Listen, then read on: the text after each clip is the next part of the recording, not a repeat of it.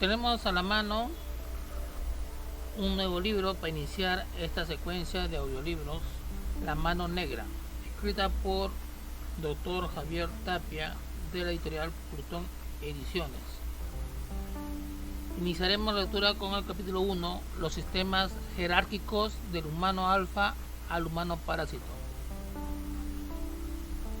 Todos los sistemas jerárquicos están basados en la desigualdad, se llamen como se llamen, comunismo, socialismo o capitalismo, y en todos ganan todos, solo que unos muy poco o nada, y otros mucho, teniendo además el privilegio de mandar.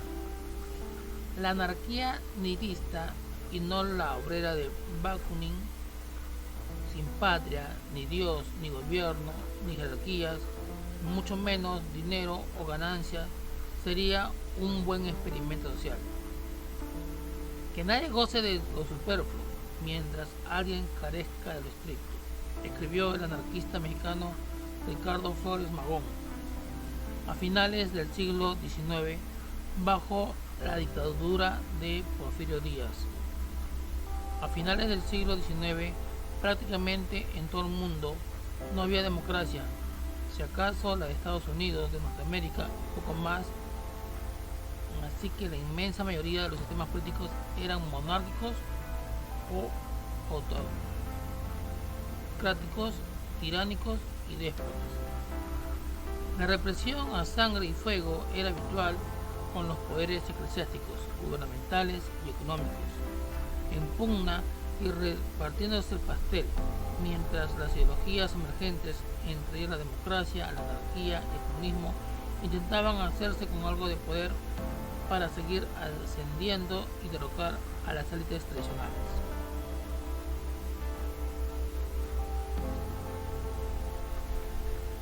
Los cambios sociales, económicos y políticos estaban al orden del día y eran inevitables.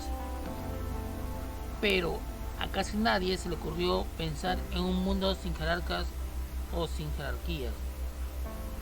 ¿Cómo pensar en un mundo donde no hubiera quien mandara y quien obedeciera? Lo más natural del mundo parecía que siempre tenía que haber alguien al mando, que un grupo humano no podía mantenerse solo, que necesitaba de un guía, de un jefe, de un hombre o de una hembra alfa valiente y fuerte, que dirigiera los destinos del grupo, que dijera cómo y cuándo cazar, recolectar, comer y descansar.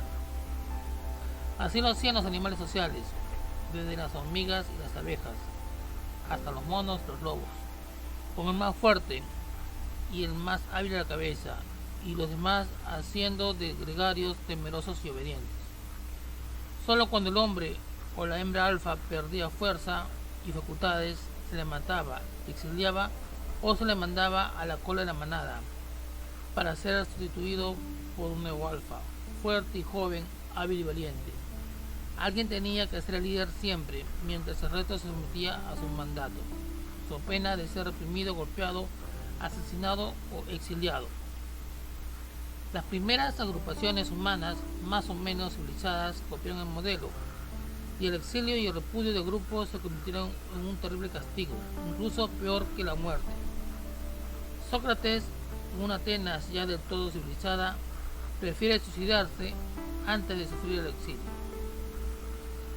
Obedecer o perecer, obedecer o ser abandonado, repudiado y exiliado, condenado a perder a los seres queridos y el lugar que ocupaba en el grupo, lo que le daba sentido a su existencia, la soledad y rechazo como castigo doloroso y ejemplar. ¿Cómo imaginar un orden social sin esta división de clases y tareas que obedecían a una jerarquía bien definida?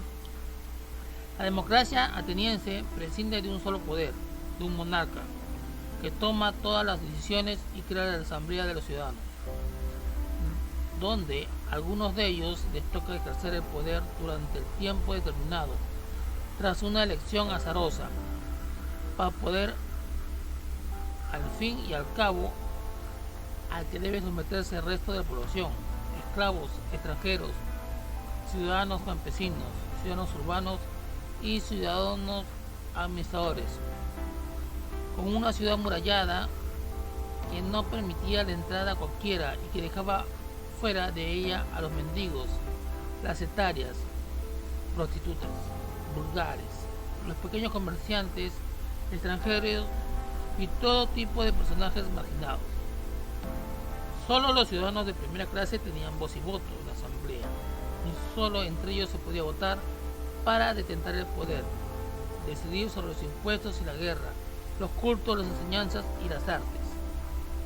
Al resto no le quedaba otra opción que obedecer, pagar, trabajar e ir a la guerra cuando así se les indicara. El modelo ateniense dura hasta nuestros días en muchas naciones, y si bien ya no hay esclavos y tiene derecho a voto cualquier mayor de edad, el poder queda en las manos de unos cuantos, y el resto le toca pagar impuestos, trabajar, estudiar, obedecer e ir a la guerra si es necesario. El servicio militar obligatorio, la Guardia Nacional, las escuelas y academias policíacas, militares, así como la milicia oficial y reglamentada, están presentes en muchas de las sociedades modernas, listas para obedecer órdenes y lanzarse a la guerra si así se les demanda. La jerarquía militar, que va desde el soldado raso hasta el general, tiene una disciplina ciega donde los rasos obedecen en línea descendente a los cabos, los sargentos, los tenientes, los comandantes y los generales sin cuestionar nada. No importa si la orden es una locura, suicida o asesina, o si es irracional, o si es que dentro de la guerra y la milicia algo puede ser racional, porque la obediencia es lo que prima. El jefe manda y el subalterno obedece sin más. Muchas de nuestras sociedades están militarizadas abiertamente, como la estadounidense o la suiza, mientras que otras lo están sin que la población sea consciente de su subrogación al ejército, y creen que el servicio militar obligatorio solo es un requisito más de ciudadanía, cuando en realidad lo están convirtiendo en soldados más que rasos en el caso de que haya entrar en guerra. Los signos nacionales de tintes bélicos son solo expresiones emocionales y patrióticas cuando no hay un conflicto bélico real, pero cualquier adulto puede ser obligado a sumarse a las filas del ejército si eventualmente llega a surgir un conflicto de armas con un país vecino. Costa Rica es uno de los países que no tiene ejército en el mundo, pero el Estado está siendo policíaco, capaz de reprimir a su propio pueblo si lo cree necesario. Mientras exista un solo policía o un solo militar en el mundo, no valdrá la pena ser humano, no solo porque sean la garantía de monopolio de violencia que detentan los estados, sino porque son base de jerarquía y consecuente desigualdad, donde hay represión y castigo para la población general y impunidad para los élites, porque la milicia y la policía sirven al poder y no a la ciudadanía. Mientras exista la jerarquía, la igualdad de oportunidades para todos y cada uno de los seres humanos será una mentira, una falsa ilusión para motivar a los votantes y a los consumidores, porque al fin y al cabo, quien asciende económica y socialmente deja atrás a los que se estancan y a los que descienden, y no tendrá la menor consideración para ellos, sino que intentará sumarse a las élites para poder explotarlos y gozar de fuero e impunidad ante las leyes. Así es y así ha sido siempre. Por eso no quiere decir que así vaya a ser eternamente, porque los seres humanos pueden cambiar y construir socialmente todo tipo de sistemas de organización e intercambio de relaciones de ser y estar sobre el planeta. Los seres humanos podemos ser mucho más de lo que somos ahora. Los alfa. Ciertamente muchos animales sociales, entre ellos los humanos, han contado con seres excepcionales entre sus filas, con seres normales, con seres marginales, donde los alfa toman las responsabilidades, los beta los secundan y obedecen, los gamma se aprovechan, medran, molestan y desobedecen. Los alfa son mandatarios jefes, los beta son gregarios, obreros, soldados, comerciantes, campesinos y artesanos, los gamma son delincuentes, enfermos, pedigüeños y desobedientes. En esta reducción de funciones y papeles sociales nace la humanidad que conocemos, donde los hijos de los alfa tienen más posibilidades de convertirse en alfas el día de mañana. Los hijos de los beta tienen más probabilidades de seguir siendo betas, y los hijos de los gamma parecen ser condenados a continuar siendo gamas marginales como sus padres. Durante cientos de miles de años los seres humanos no necesitaron más que conseguir comida y poder descansar sin que otros depredadores lo atacaran, guiados por un macho o una hembra alfa que supiera cazar y recolectar, encontrar lugar para echar su siesta. Los beta obedecían y seguían al alfa, mientras que los gamma se quedaban a guardar a los más pequeños, si eran ancianos o eran exiliados del grupo en otros casos, cuando no se convertirían en la próxima cena. A medida que los grupos crecieron y se fueron asentando, los alfas se rodearon de gregarios beta fuertes para someter a los beta débiles y castigar o domar a los gamma. Cuando había conflictos entre grupos, los alfa eran los primeros en entrar en combate, secundados de sus beta fuertes, mientras los beta débiles cuidaban las permanencias y a los infantes, para evitar que los gamma se aprovecharan de la ausencia del alfa y sus huestes. Así nacieron las primeras leyendas orales de los grandes alfa, entre ellos muchos grupos humanos, con los conflictos con otros grupos y la victoria de los líderes que se legitimaban tras el triunfo de las batallas. Algunos grupos humanos más apartados y sin conflictos nunca tuvieron un alfa importante, y se puede decir que fuera de algún anciano sabio o una madre resistente, casi todos fueron beta, quedando los gamma reducidos a un enfermo o un recién nacido que no tenía lugar en el grupo, a los que sacrificaban puntualmente. En algunas tribus africanas y orientales o cercanas al Polo Norte, tanto los ancianos como los enfermos, los recién nacidos sin futuro en el grupo, son abandonados a su suerte o sirven de alimento para el resto. Los espartanos simplemente defenestraban a sus enfermos, ancianos y niños inútiles con un alfa bien determinado y muchos gregarios beta fuertes y funcionales. Cuando algunos de los grupos humanos aumentaron en número, fue necesario implantar un orden. Los antropólogos sitúan en 150 el número clave para que un grupo humano pase de un control familiar del alfa a los beta y de los beta a los gamma. Un control normativo, porque pasado las 150 personas, el alfa ya no puede llegar a todas partes.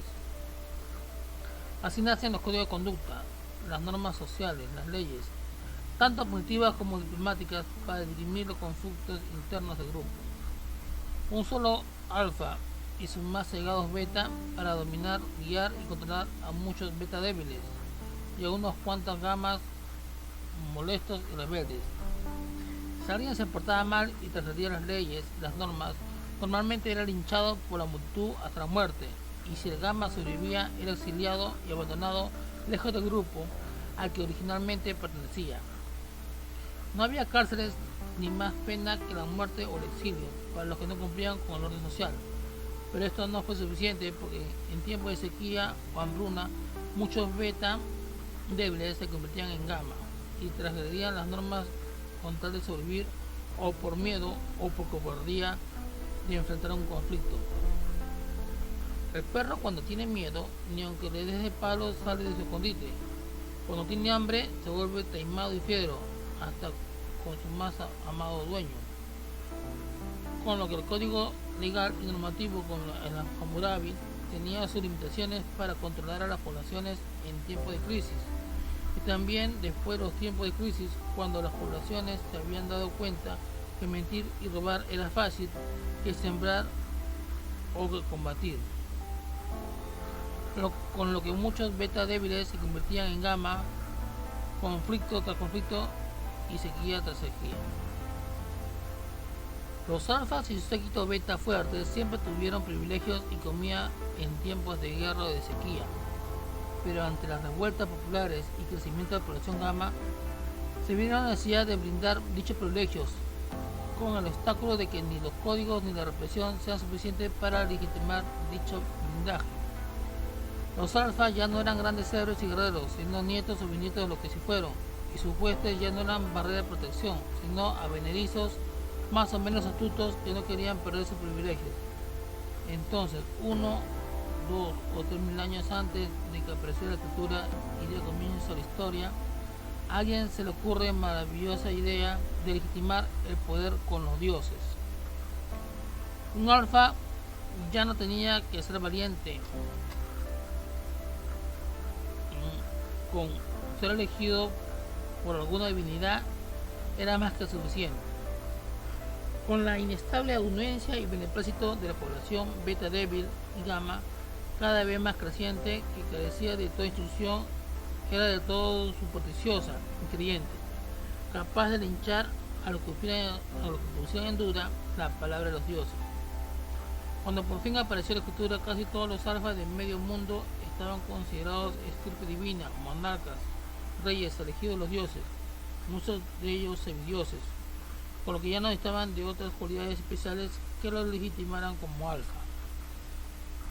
Incluso podían tener todos los defectos, vicios, pecados prohibidos por esto, ser crueles, asesinos, malvados, prepotentes, ladrones, traicioneros y de todo pervertidos y degenerados, e incapaces de guiar a nadie ni a nada, pero dueños y señores de las vidas y haciendas por la gracia de los dioses.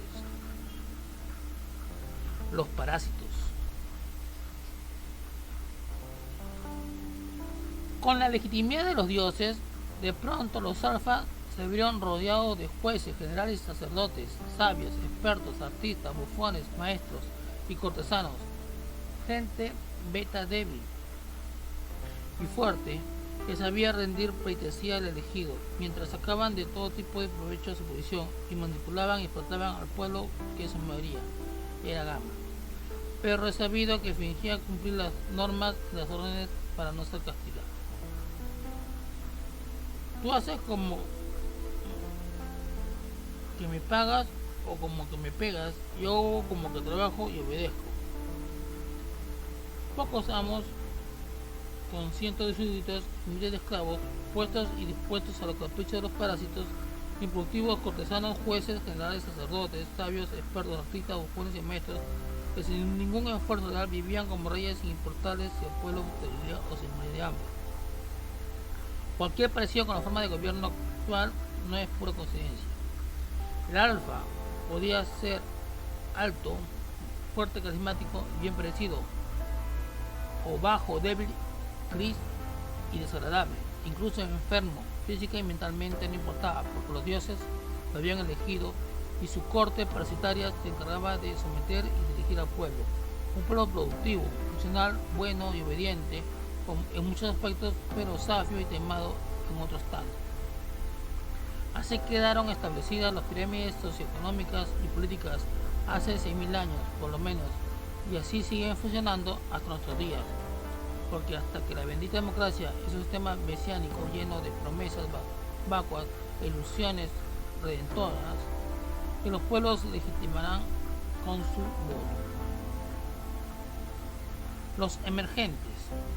Pero no todo queda en palacio, porque a medida que las civilizaciones construían grandes monumentos y se afianzaban sobre la divina protección y complejidad de las grandes religiones, fueron apareciendo entre los betas débiles los comerciantes y los filósofos, que en un principio fueron tan útiles y funcionales como el resto, pero que no tardaron en tener poder y riqueza, los comerciantes, y a voz e influencia los filósofos.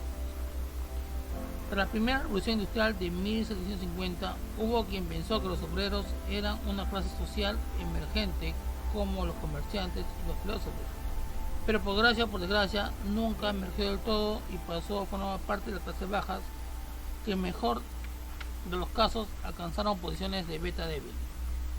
Y en el peor, lo más común de los casos, son una nueva especie de los gamma, clase baja o muy baja, lumpen, una curiosa mezcla entre esclavos con aspiraciones marginales, desechables, siempre próximos a la delincuencia en todo y con uno de los estratos de la sociedad y la población. Comerciantes y filósofos así emergieron, unos con el poder del intercambio y otros con el poder del conocimiento. La primera mano negra. Las primeras sectas o grupos maquiavélicos que operaban desde la sombra en secreto y con propósito de enriquecerse, tener poder y ampararse, incluso destruir a un alfa, rey, líder o gobernante, nacen en las cortes, con guerras intestinas, traiciones y delincuencia de guante blanco o de sangre y envenenamiento, donde el conspirador suele morir a manos de otros conspiradores. En los reinos de la antigüedad, un simple traductor o mensajero podía cambiar el signo de la historia, es decir, podía conspirar contra el Señor a favor del Señor, modificando el mensaje, no entregándolo al enemigo, o falseando las palabras de uno para provocar la ira o la desconfianza del otro y provocar un conflicto bélico. Un ejemplo tenemos a Calígula, conspirador que murió a manos de los conspiradores. Luego fueron los consejeros, los más cercanos al alfa o al monarca, los que le hablaban al oído y lo empujaban a la guerra, la rendición, el odio, los celos, la venganza y la traición. No hay peor ni más dolorosa deslealtad o infidelidad que la que se hace de un ser cercano y querido, alguien en quien confías, tu propio hermano, tu madre, tu padre, tu hijo, tu mejor amigo, tu socio entrañable, el amor de tu vida, tu esposa o tu pareja. Los enemigos compiten contra ti, es parte del juego y se acepta y se compite para ver quién gana la partida, pero cuando el conspirador es la persona más estimada y querida, es toda una tragedia de la más dolorosa y dramática. Conspirar, poder poner a unos contra otros por una simple palabra fuera de lugar o por un mal consejo intencionado, llenan al conspirador de codicia, de vanidad y de soberbia y orgullo, tanto y de tal manera que a menudo la conspiración termina matando al propio conspirador, sin que éste se duela de su muerte ni de su castigo, porque ha logrado su objetivo al conspirar y solo le satisface más que cualquier otra cosa en el mundo. La mano negra andaluza. Mano negra y conspiraciones los hay desde las primeras civilizaciones de la humanidad, pero la primera con ese nombre fue la mano negra andaluza, de corte anarquista, que se fundó en 1880 con el fin de combatir a la monarquía de Alfonso XIII. Algunos dicen que de tan secreta que era nunca existió, mientras que otros le achacan actos de terrorismo y violencia. Señalan a la Federación de Trabajadores de la Región Española, la FTRE, como fuente creadora de la organización clandestina que actuó esporádicamente a finales del siglo XIX para poder perderse entre las sombras de la historia. La mano negra serbia. Más famosa es la mano negra de Serbia, que hacía sus planes en secreto, pero que actuaba públicamente, pues se achacaba la precipitación de la Primera Guerra Mundial. Cuando el joven Gavrilo Princip, miembro activo de esta organización anarcoterrorista, asesinó a Francisco Fernando de Austria, heredero del trono de Serbia, por la vía austrohúngara de los Habsburgo. Serbia tenía rey, Pedro I, y ejército, pero no era ninguna potencia económica y estaba supeditada a la familia Habsburgo, que tenía mucho dinero pero no corona, además de mantener los viejos conflictos de independencia de Bosnia, en una lucha casi milenaria por la unificación de los reinos balcánicos. La mano negra serbia, por tanto, sería formada tanto por los activistas políticos que apostaban por la anarquía como forma de gobierno y por la milicia serbia, con el rey Pedro I a la cabeza, algo que todos en Serbia sabían pero que nunca se pudo comprobar. La mano negra serbia nació el 11 de mayo de 1911 y para 1916 quedó desarticulada, o bien pasó a las sombras del secretismo para seguir operando desde la clandestinidad. Capítulo 2. El poder del conocimiento. la complicidad de la ignorancia ajena. Toda conspiración busca el poder, cualquiera que éste sea, y por pueril es necesario que éste le parezca a otras personas. Los niños a menudo conspiran contra otros niños solo para zafarse de una mentira o de una travesura sin trascendencia, y son capaces de elaborar todo un plan de falsedades e historias tristes para desacreditar ante las autoridades escolares o familiares a su propio hermano, a su compañero del alma y de juegos, como la niña que no les hace caso en el recreo. Venganza, revancha, envidia y celos, crueldad desde la más tierna infancia, que se deben en buena parte de la educación escolar, familiar o de contexto social, donde la televisión y los videojuegos tienen una gran influencia. La información y la formación inciden en el comportamiento humano desde la más tierna infancia, como también lo hacen las funciones fisiológicas y naturaleza animal de nuestro cuerpo. Los niños no conocen la maldad, pero pueden ser muy crueles y son capaces de las más diversas atrocidades que ofenden la moral de los adultos. Los niños copian, es cierto, pero también filias y fobias, agrados y desagrados, miedos y temores reactivos que nadie les ha enseñado y forman parte de su naturaleza.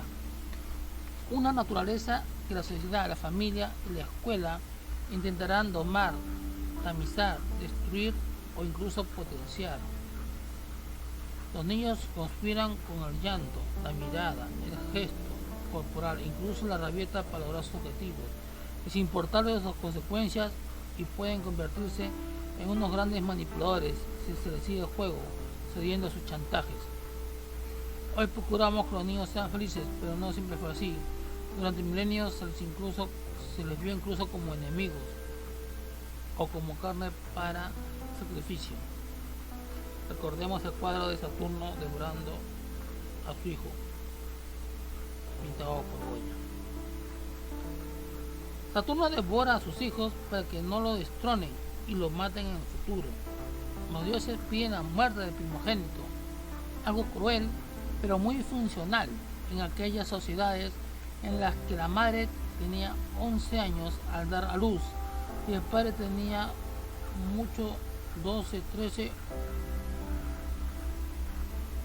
con lo que el primogénito pronto se convertía en su rival para el padre y en una carga o en una tentación para la joven madre.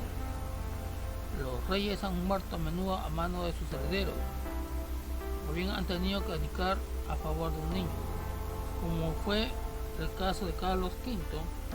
Antes de cumplir los 20 años ya era César y emperador del Sacro Imperio Romano Germánico.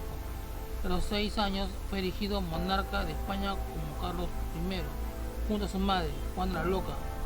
Todo ello gracias a una conspiración palaciega que enclaustró a Juana y deshizo de Felipe el Hermoso, quien a su vez había conspirado para que la corte española considerara demente a Juana y así quedarse con un poder que duró muy poco, ya que supuestamente su suegro Fernando de Aragón, quien había abdicado del trono de Castilla en favor de Juana, lo envenenó y en la ciudad de Burgos, un solo año de que Felipe el Hermoso se hiciera con las riendas del reino. Las conspiraciones y traiciones palaciegas vienen de lejos y a menudo un simple rumor, una profecía malintencionada, como la que llevó a Saturno a devorar a sus hijos, puede acabar con un monarca de un día para otro. Zeus mata a su padre, Saturno Cronos, salva a sus hermanos, ocupa el trono del Olimpo. A una edad temprana, y aunque los dioses no tienen edad, era el más joven y tenía poco tiempo de nacido. Cuenta una leyenda que para evitar la misma suerte que su padre, Zeus tuvo a sus dos primeros hijos sin contar con una diosa como pareja. Una le nace de la cabeza, Atenea, y el otro, Ares, de una pierna, con Hera. Tuvo a Hefesto, Hebe, Apolo, Artemisa, Hermes y Dionisio, y con diferentes mujeres y dioses el resto, como a Perseo y Heracles, Hércules.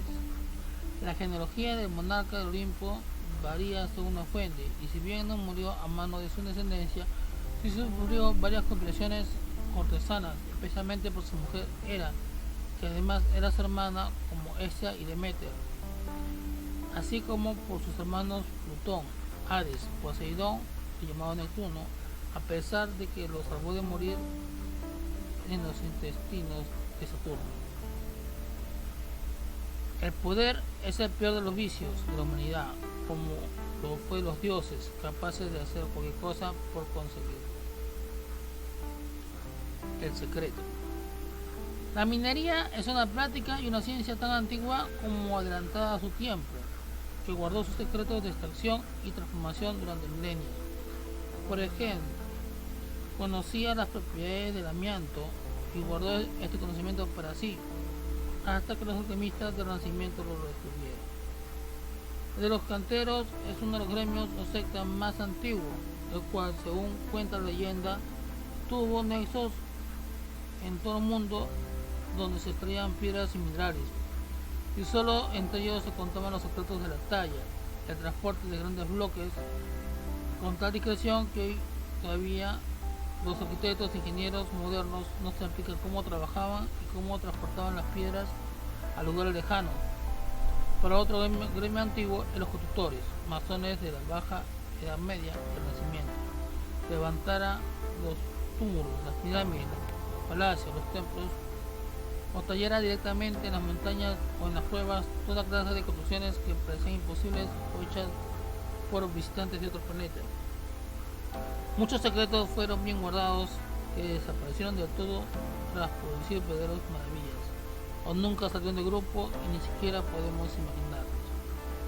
Los alquimistas, astrólogos, magos, brujas, chamanes, santones, monjes y hombres sabios se llevaron sus secretos a la tumba, y muchos de ellos, de los que revelaron, hoy son parte de la orgullosa ciencia, como la química, la física, la astronomía, la herboristería y la medicina.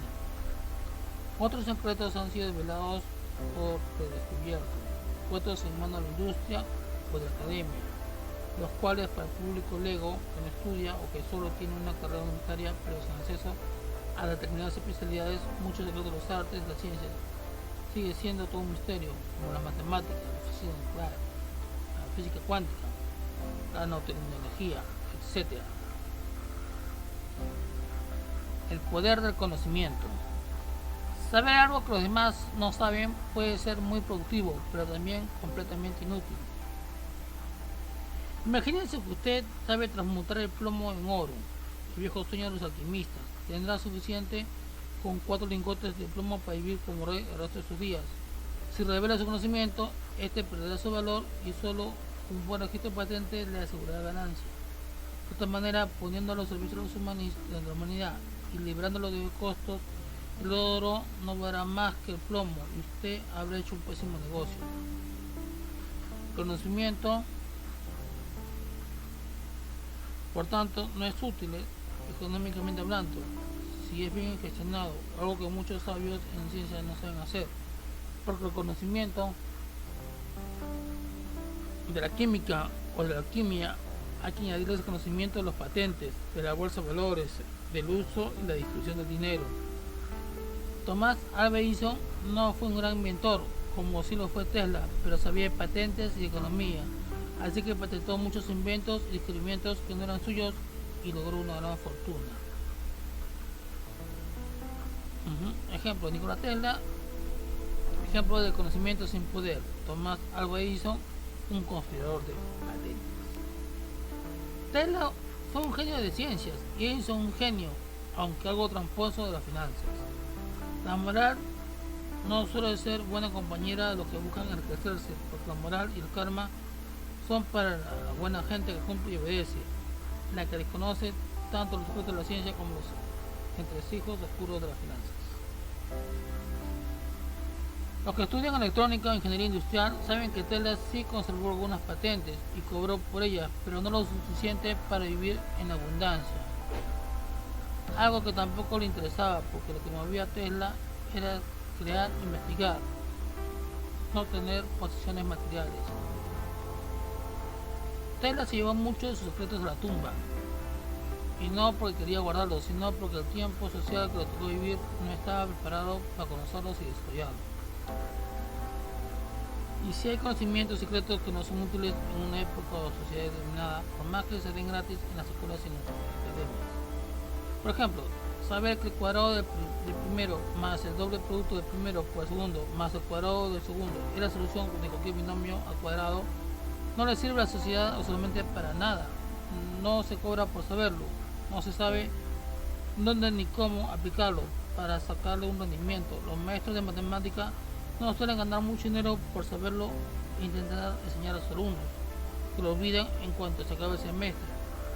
El poder del conocimiento en nuestras sociedades actuales, por tanto, solo tiene un sentido comercial, económico cuando se puede vender, ya sea el oro por su escasez o por sus utilidades en la industria, como una bobina de corriente alterna muy necesaria para todo tipo de motores e ingenios que requieran de energía eléctrica o electromagnética, pero si no lo tiene, puede dar cierta fama y reconocimiento, pero no utilidades económicas.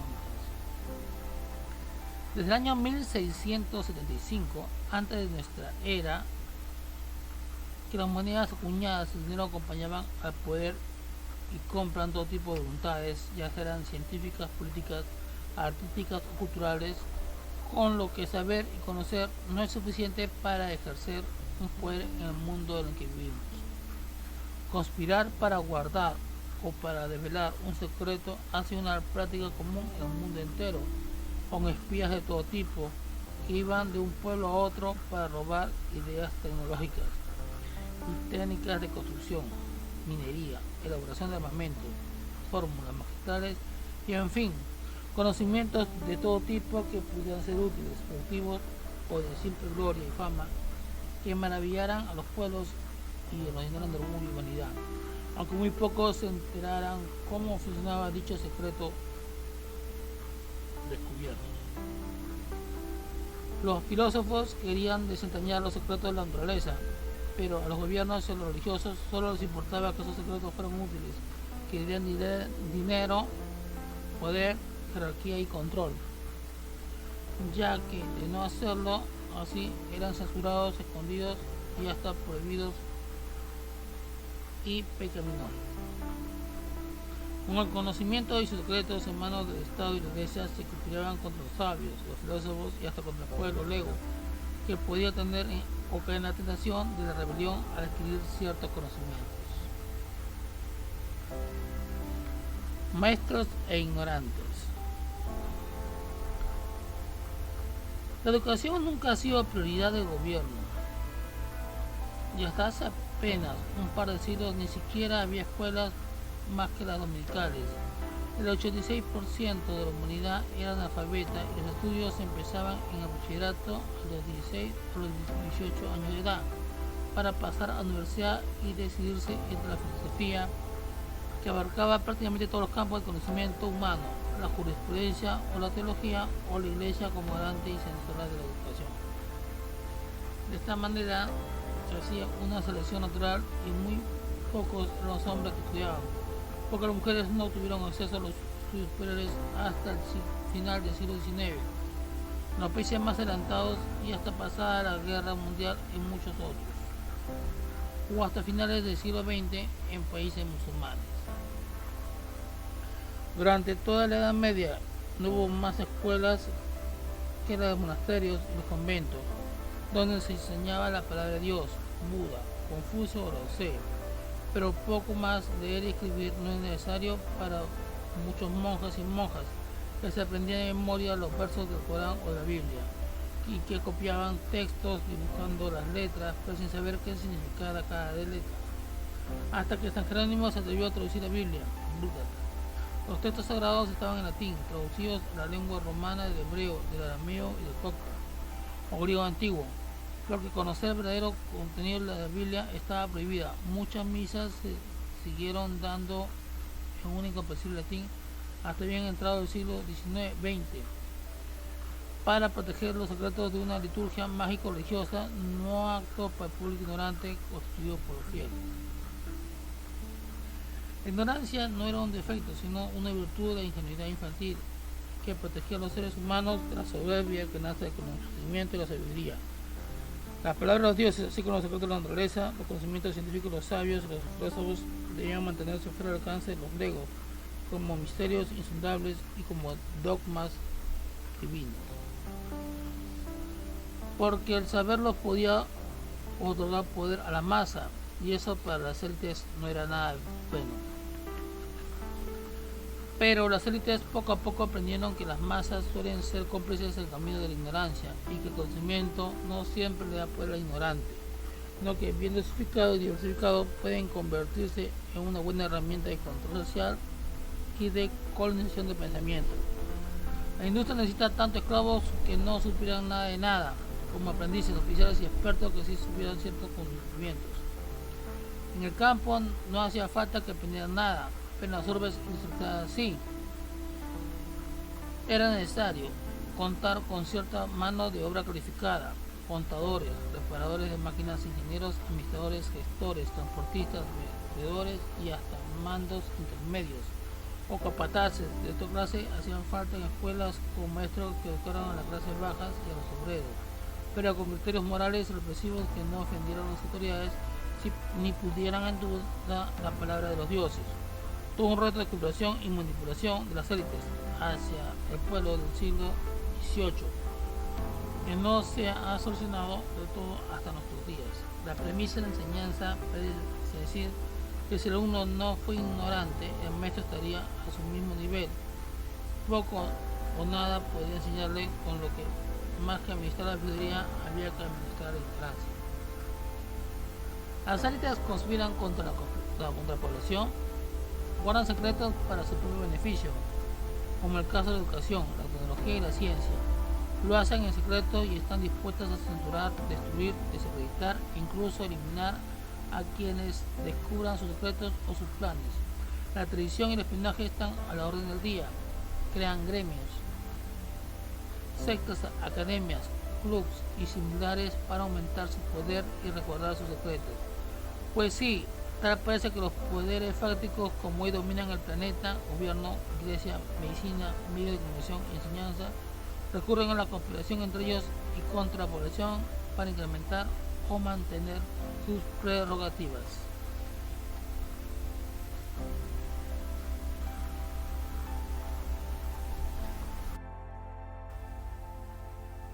Capítulo 3. El poder de la información, los filtros del conocimiento.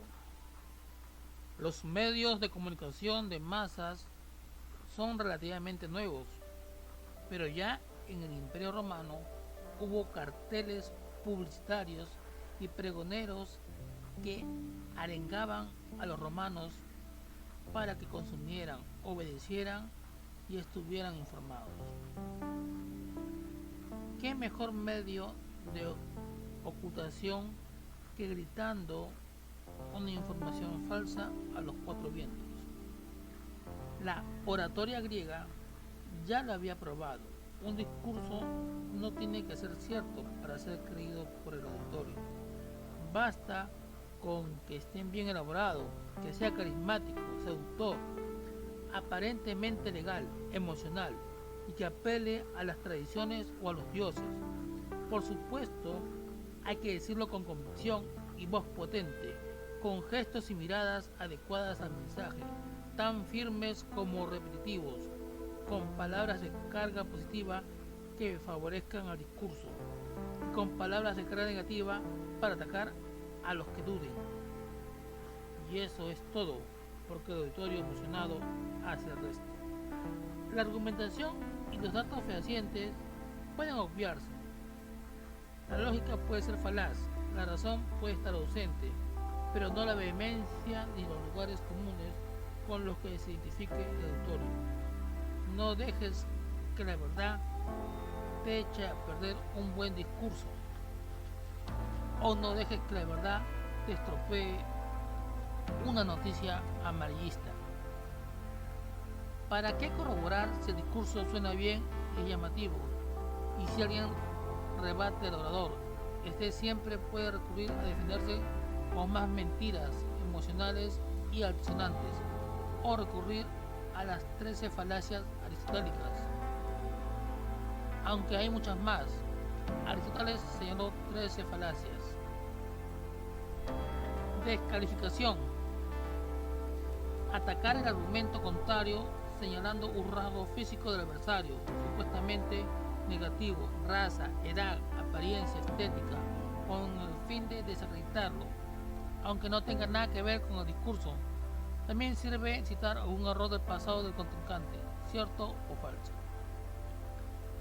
Apelar a la ignorancia, tanto a la del auditorio como a la propia, con frases como estaremos de acuerdo, como todo el mundo sabe, yo no tengo estudios, pero no hace falta saber mucho para. El sentido común nos dicta. Por si usted no lo sabía, se acaba de descubrir. Está científicamente comprobado. Todo el mundo sabe. Es palabra de Dios. No se puede discutir qué. Generalmente el auditorio es ignorante y escucha un discurso para aprender, contrastar, falsar o analizar su contenido, pero se le puede arrastrar a lugares comunes para que se identifique con el orador independientemente del discurso. Otra falacia, apelar a la autoridad.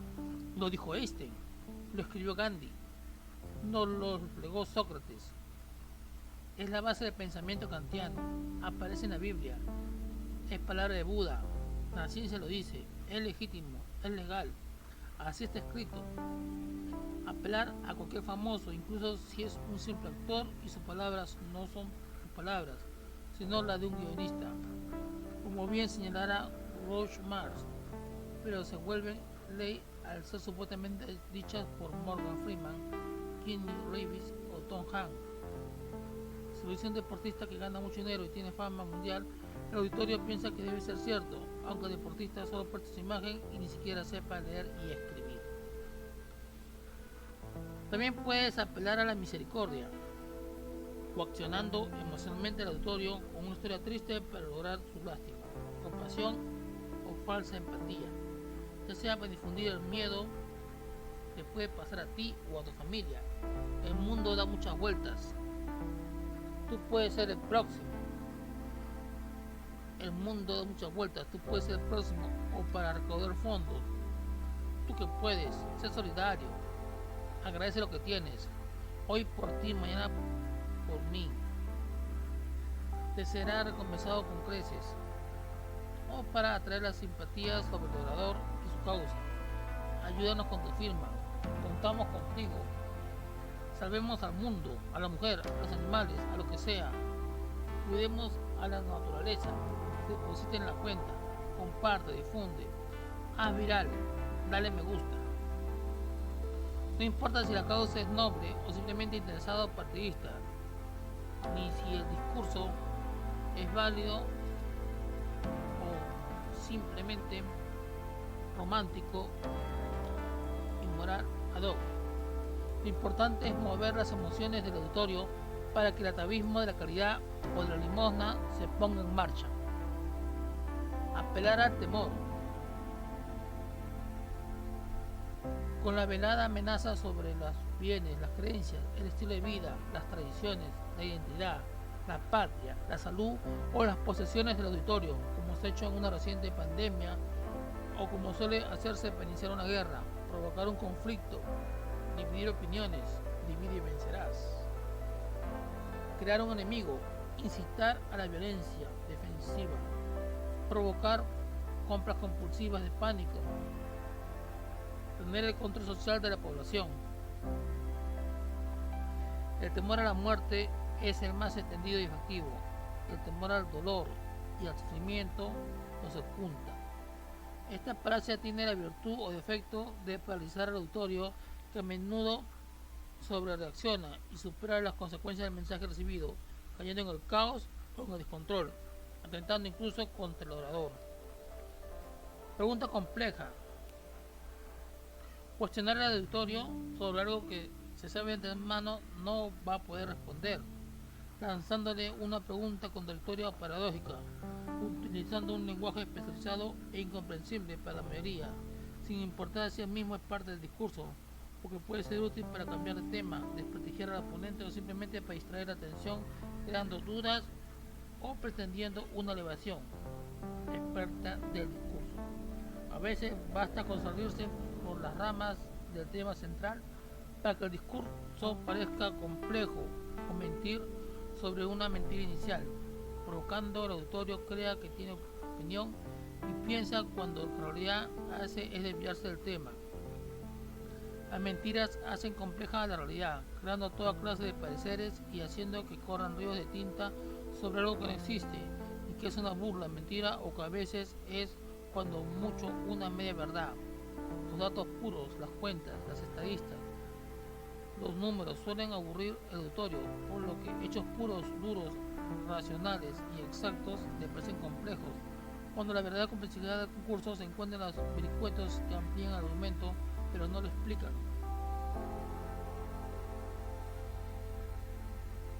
Accidente y accidente inverso o incorrecta utilización de los modos de razonamiento deductivo e inductivo, es decir, apelar al todo por un caso particular o extrapolar, un caso particular al todo, generalizar o particularizar. Todos los alemanes son cuadrados, si eres español eres corrupto. Otra causa falsa. Cuando la premisa del discurso es falsa, vacua e inconsistente, pero se le presenta como verdad, sólida, dando supersticiones, estereotipos, ideologías, moralinas o lugares comunes, desde tradiciones milenarias hasta programas de televisión, novelas o canciones o películas que son comunes en la cultura o incultura del auditorio. También puede utilizarse como anzuelo, utilizando una causa de apariencia noble y justa.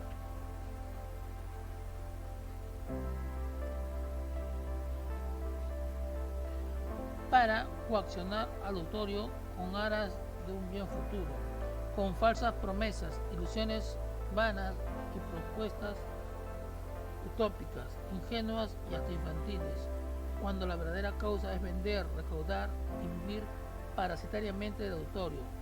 Las grandes religiones son maestras especializadas en las causas falsas, que las han enseñado muy bien a los estados y a las grandes firmas comerciales.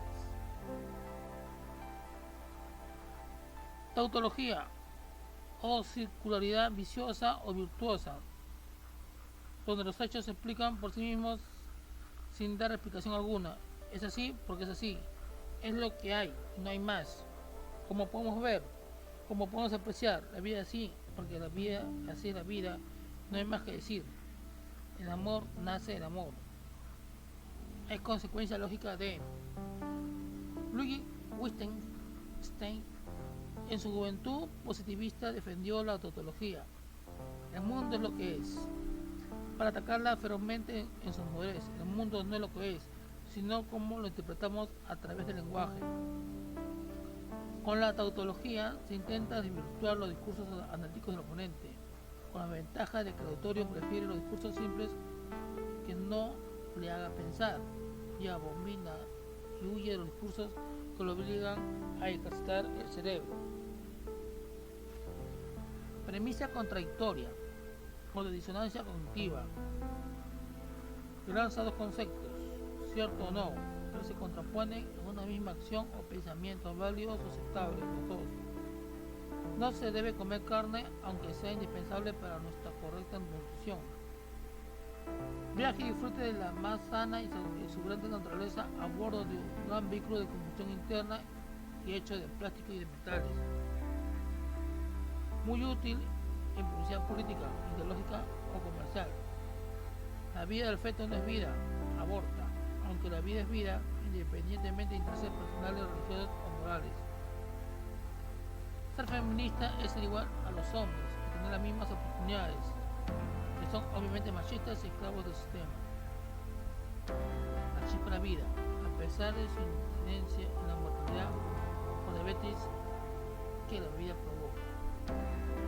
Lo curioso es que a pesar de ser contradictoria, esta falacia funciona eficaz y eficientemente sobre el comportamiento del auditorio, dándole la posibilidad de estar siempre a favor y en contra de lo que se propone.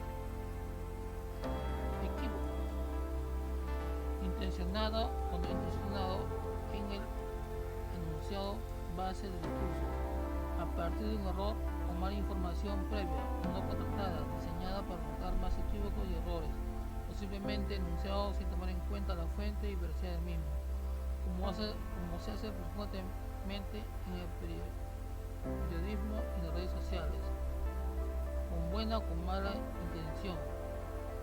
Toda base argumental debe tener una fuente fidedigna, una hipótesis, un desarrollo, una contrastación de datos, una síntesis que explique del qué, del cómo, el cuándo, el dónde y el por qué, ya que de no hacer así incurrirá inevitablemente en el equívoco, que tampoco suele importarle mucho al auditorio, aunque sí puede serle útil al contrario para descalificar legítimamente a esta falacia. Ambigüedad. Esta palabra puede ser blanca, pero también puede ser negra, ni sí ni no, sino todo lo contrario, todo es relativo.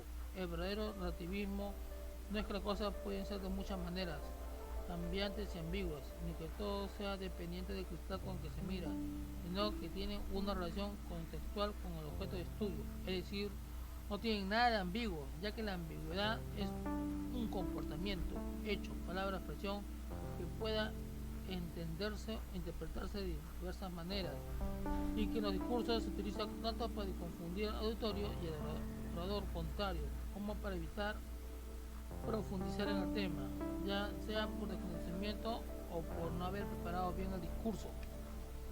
¿Cómo insinuar que lo relativo es igual a lo ambiguo? Porque la cultura del auditorio así lo entiende y no escuchará explicaciones más elaboradas y certeras.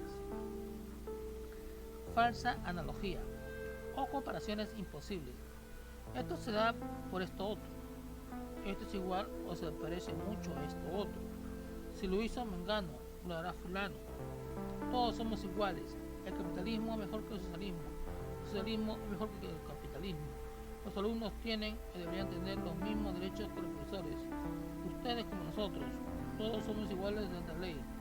Las falsas analogías a menudo duelen muy bien al auditorio, que no tiene más visión del mundo que la de su propia cultura, de su propio entorno, de su propio sistema político y de su propio pequeño pueblo. ¿Qué es la medida de sus conocimientos, pensamientos, emociones y cerebro?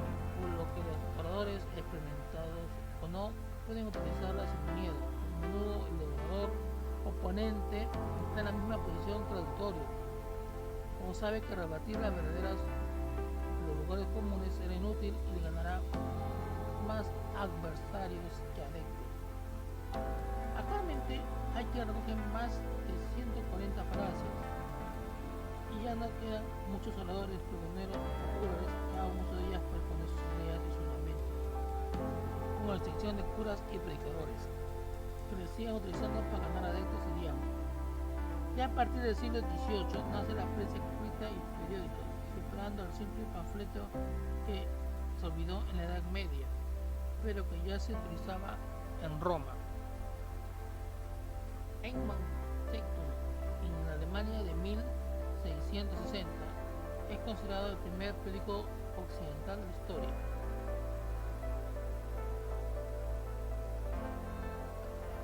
En 1557, en Corea, circuló brevemente un panfleto Hobo que hablaba de las intimidades del palacio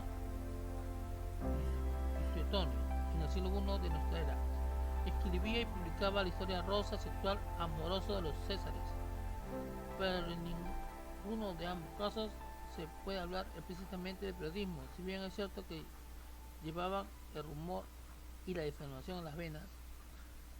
Parece que fue Delhi Courant en 1702, Inglaterra, el que más se parece a los periódicos que conocemos hoy en día.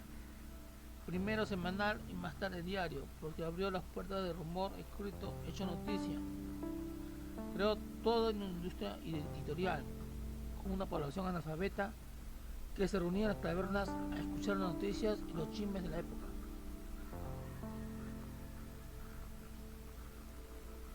Que las leía una de las pocas personas que no era analfabeta en el pueblo y que a veces se equivocaba o leía solo aquello que le interesaba, mientras que el auditorio lo escuchaba a boca abierta. Con la prensa nace o renace la publicidad comercial, la propaganda política, los intereses por ganar clientes y súbditos obedientes. Todo un nuevo y cuarto poder cambiará la forma de informar y desinformar a la población. El poder del rumor.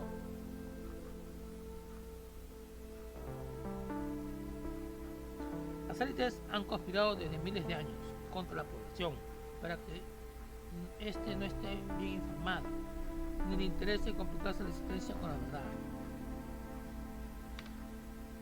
Siempre grosera y demasiado directa y pesada. Por eso se ocurrió a los mitos, a las leyendas, a las creencias preciosas y a las maledicencias, habladurías, chismes y rumores. El panfleto desacreditador, la propaganda malintencionada, la falsa alarma, la noticia falaz, la mentira y el rumor son, desde la antigüedad, los medios más efectivos para tener a la población mal informada, desinformada, pero bien informada, para aceptar cualquier propuesta como verdad, sobre todo si desacredita a otro, pueblo, institución o persona. Si el río suena, algo lleva, de la calumnia algo queda. Lo que anda en lengua, algo tiene de verdad. De esta manera, el prestigio social queda en entredicho y maltrecho. Mientras más en entredicho y maltrecho quede, más se difunde o se hace viral hoy en día en nuestras benditas redes sociales. No hay crítica, sino división, opiniones y defensores en pro y contra el rumor, de la falsa noticia, de la mala fama o lo que sea. Porque la crítica verdadera y analítica no está a favor ni en contra de nada, sino que desmenuza la información del problema y propone alternativas que lo superen y se dirijan a la verdad. Por tanto, no hay crítica en la rumorología, en las falsas noticias, sino criticonería, sarcasmo, burla y posicionamiento, dependiendo de los intereses del nivel cultural o intelectual de cada quien. Hablar por hablar, molestar por molestar, creer por creer, defender o denostar sin más que el gusto o el disgusto personal, filias y fobias, sin más calado que la laxa y desinformada opinión personal o de grupo. El rumor puede tener alguna base, pero tampoco lo necesita. En el estar al servicio de interesados determinados, más que suficiente. Hay rumores que son verdaderas calumnias, denuncias falsas, medias verdades, malintencionadas o descaradas mentiras que no han llevado al suicidio a las personas calumniadas. El rumor se convierte en denuncia falsa y la denuncia falsa se convierte en calumnia y en un nuevo rumor corregido o aumentado. Atacar convertido en una atrocidad que comparte la masa y que hiere a un individuo o a un grupo en particular, sin que nadie le importe. Porque de la misma manera que aparece, desaparece y se olvida, sustituido por un nuevo rumor, al que muchas veces los medios de comunicación llaman noticia, ya sea porque corren por hacerlo o porque así aumentan la audiencia y los patrocinadores sufragan el rumor, exprimiéndolo hasta la última gota y esperando que el próximo rumor sea tan impactante como el anterior. No importa quién viva y quién muera, quien pierda su empleo, su familia, sus bienes, su prestigio social, su autoestima o su propia vida, porque lo que importa es que el rumor se haga viral y sea seguido por un amplio y gran auditorio. La OMS asegura, un nuevo estudio revela, la Universidad de Harvard dice, son frases cuñas que sin sustento alguno ayudan hasta que el más absurdo rumor o noticia falsa se haga viral y se dé por cierta. La comprensión de las élites sobre una población bien manipulada y mal informada goza de excelente salud gracias a las redes sociales, unas élites con nombre y apellido, o bien tan secretas a decir de más, que en realidad no las conocemos o solo sabemos de algunos grupos y sectas, como veremos en el próximo capítulo. Fin del capítulo 3.